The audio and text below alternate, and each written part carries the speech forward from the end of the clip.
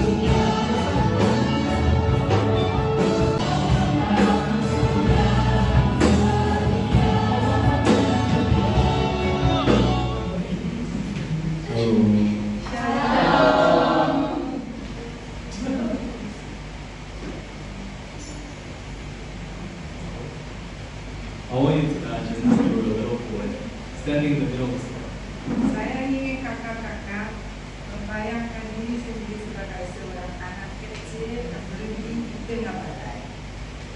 With winds swirling and the rain slams against your whole body. Dengan angin menderu bisa menghantam seluruh tubuh Anda.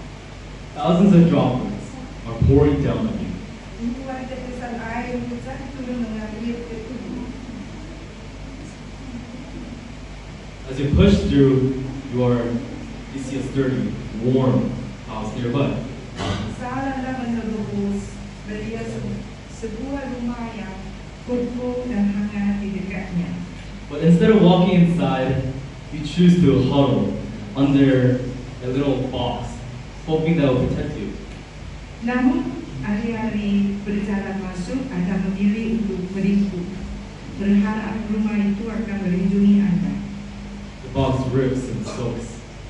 Program itu robek dan basah kuyup. When you stay there, ignoring the true shelter nearby. Tetapi Anda tetap di sana. Sebenarnya tempat berlindung di dekatnya. This is how many of us handle fear, and even I do. Banyak dari kita menangani rasa takut dengan cara ini, termasuk saya. I mean, I was that boy standing in the rain when I was 5 years old in front of my father's church. Saya adalah anak laki-laki yang berdiri di tengah hujan ketika saya berusia 5 tahun di dalam halaman Happy Center. Well, I thought, I could be safer from under the rain, under a cardboard box.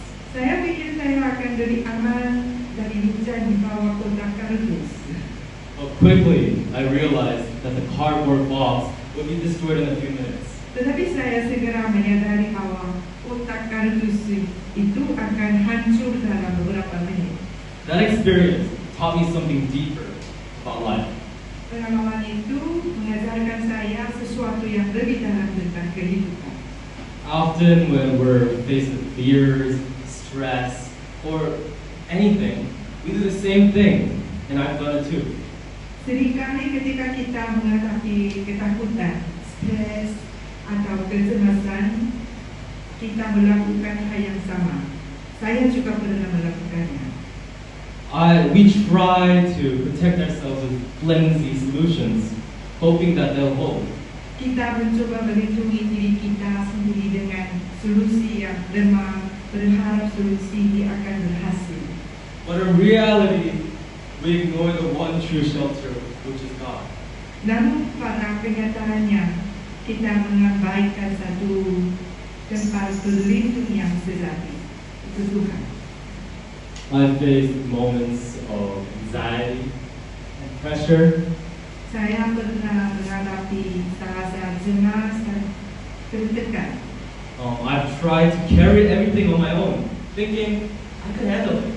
Saya mencoba menanggung semuanya sendiri, berpikir saya bisa mengatasinya.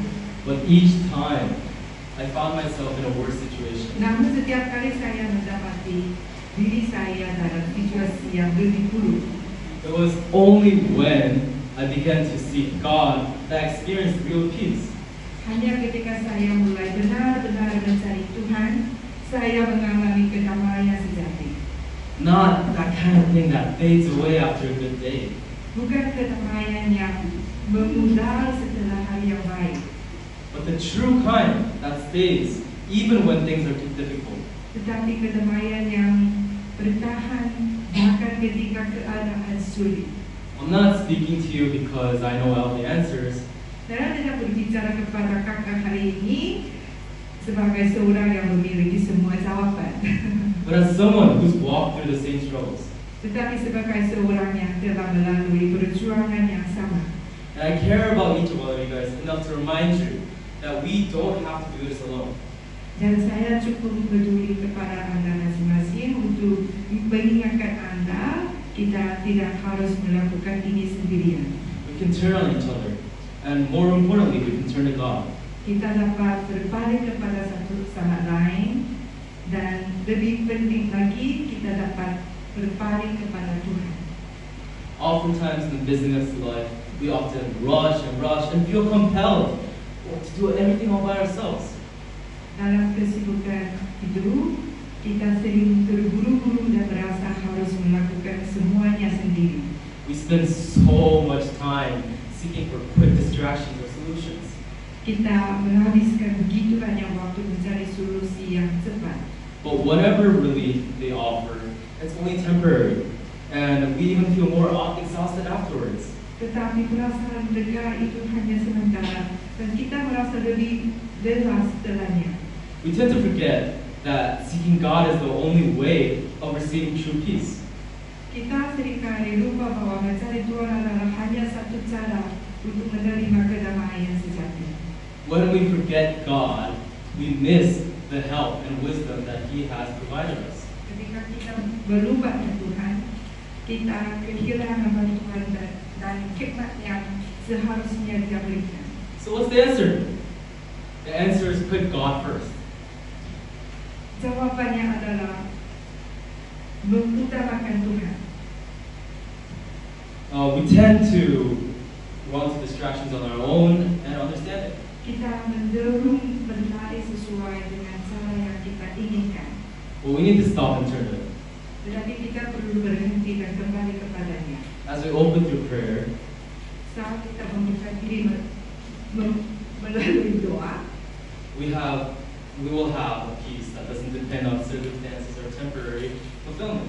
kita akan memperoleh kedamaian yang tidak bergantungan pada keadaan atau kepuasaan sebentar.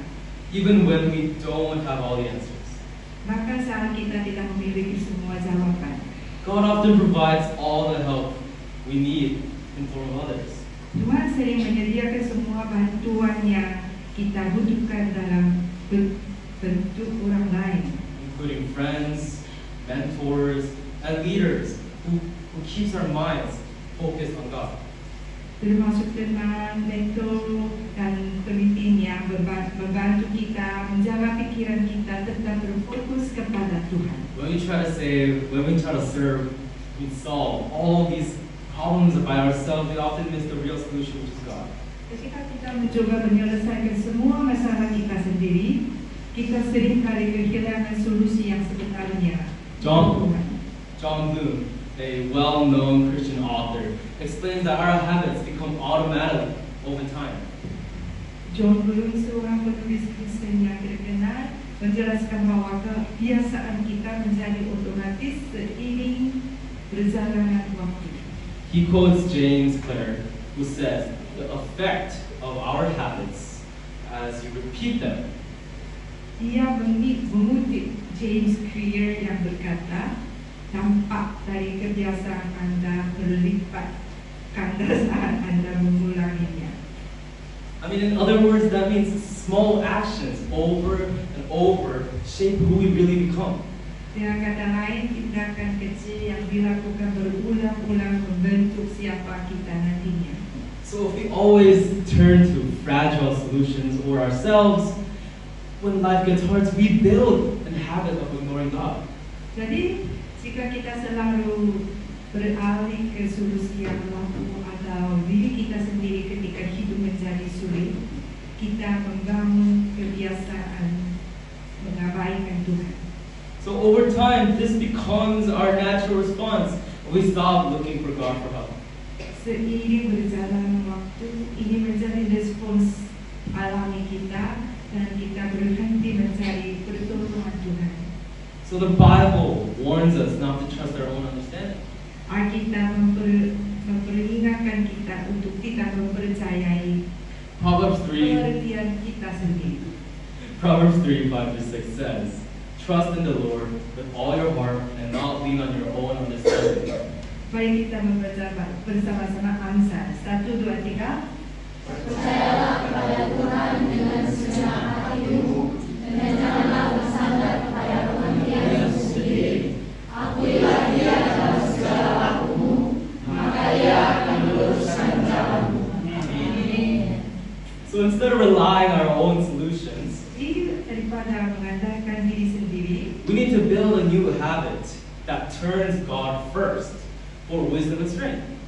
kita perlu membangun kebiasaan baru yang pertama-tama berpaling kepada Tuhan untuk mendapat hikmat dan kekuatan sejati. Well, despite all this, you might still say, you're being too spiritual. We need real data.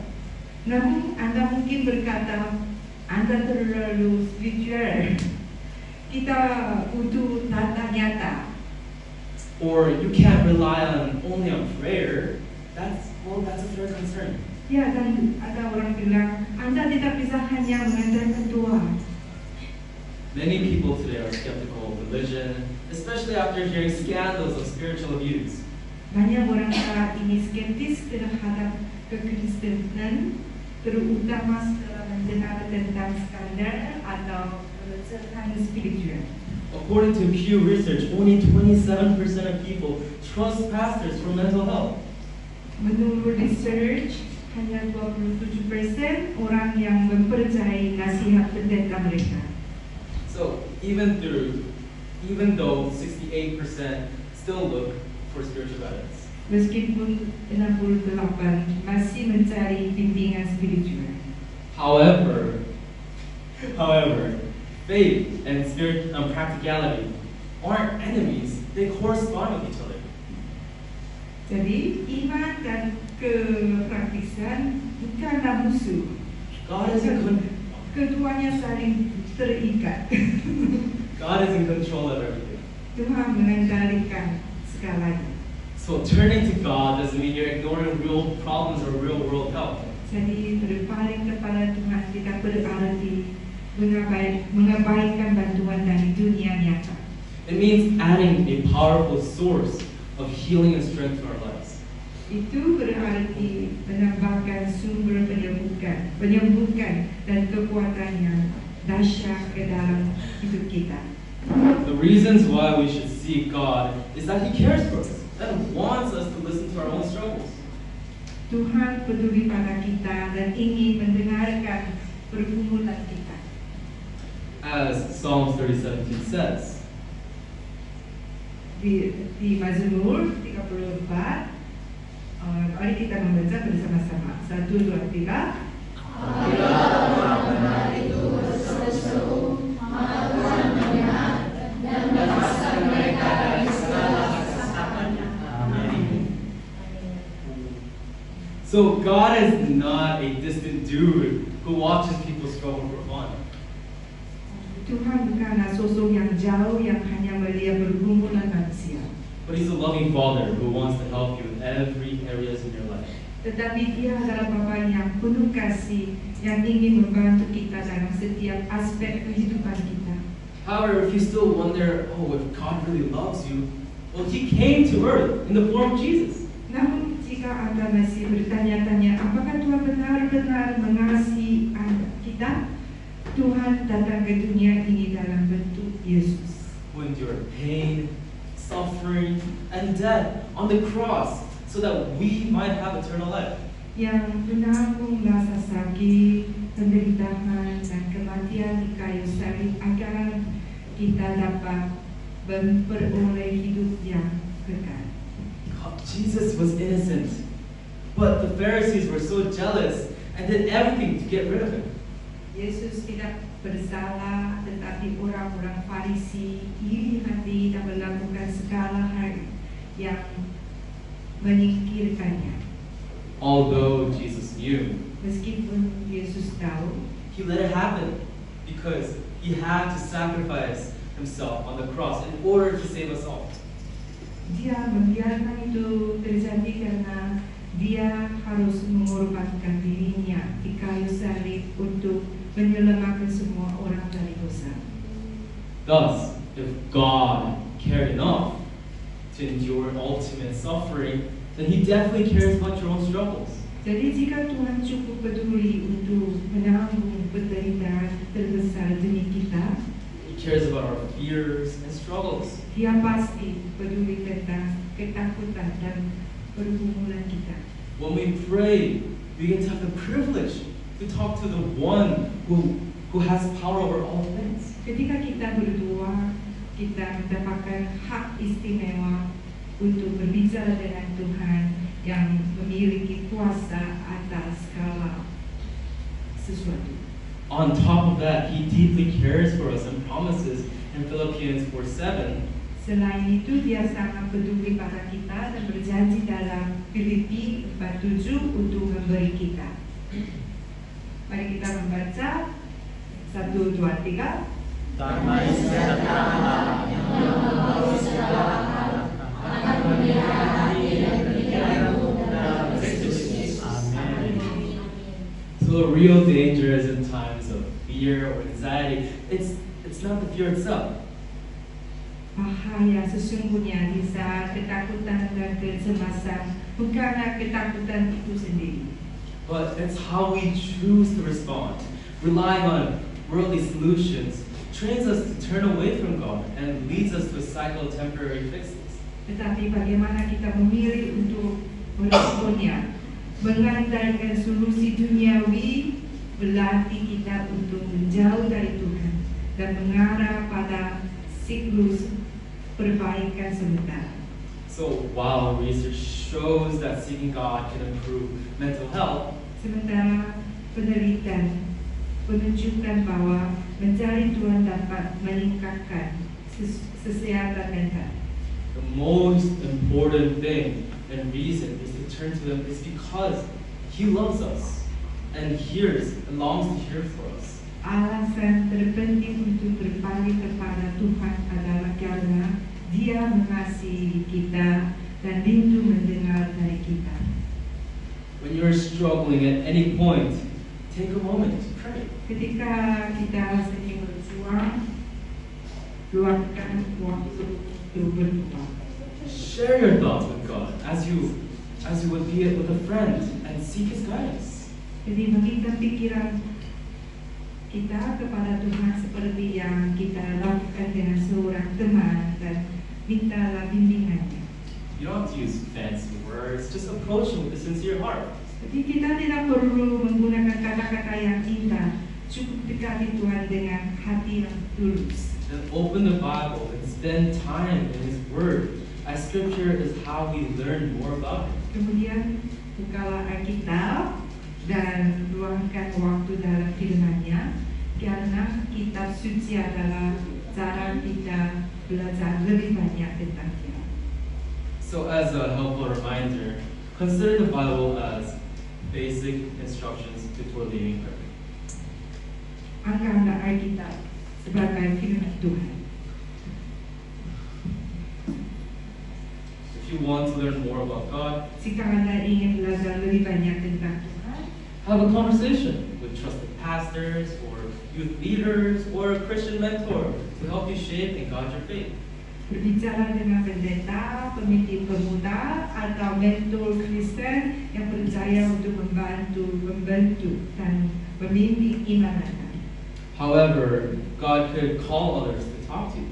Namun, Tuhan dapat memanggil orang Kristen lain untuk berbicara kepada kamu. So when fear comes, don't try to force it alone and turn to your own quick fixes. Run to God. Jadi ketika rasa takut ada, jangan mencoba menghadapinya sendirian atau mencari jalan pintas. Berlarilah kepada Tuhan. Amin. Amin.